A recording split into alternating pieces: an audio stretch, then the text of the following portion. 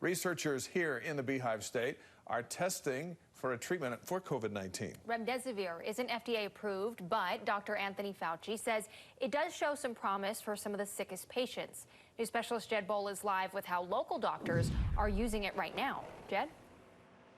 Yeah, Ashley, doctors familiar with the drug Remdesivir tell me that it's not a cure-all and it will not immediately wipe out the COVID-19 infection. But right now, as part of a national trial, doctors here at the University of Utah are testing Remdesivir on some of the sickest patients with COVID-19 to see how well it works. This is really the first piece of evidence that we have of any drug that has worked for this infection. Dr. Emily Spivak, an infectious diseases doctor at the University of Utah, says statistical evidence shows Remdesivir is active against the coronavirus. I do think that there is a lot of optimism from and I would point out preliminary results from this. Given intravenously to hospitalized patients only. Remdesivir was tested on Ebola patients without results. Now, as part of a national trial, working with the drug maker, the university is giving it to approximately 10 patients. Some have gotten better, some haven't.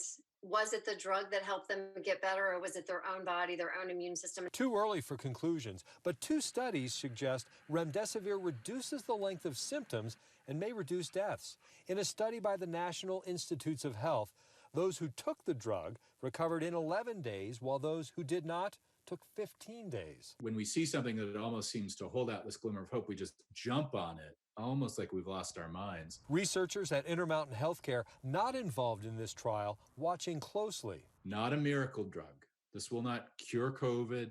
This is not something that will save everybody from COVID.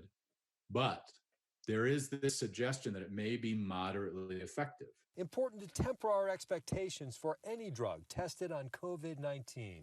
But we actually, for the first time, see a signal that we have something that might work. While we're in a pandemic, the doctors tell me that the FDA could come up with a conclusion about this drug quicker than it normally would.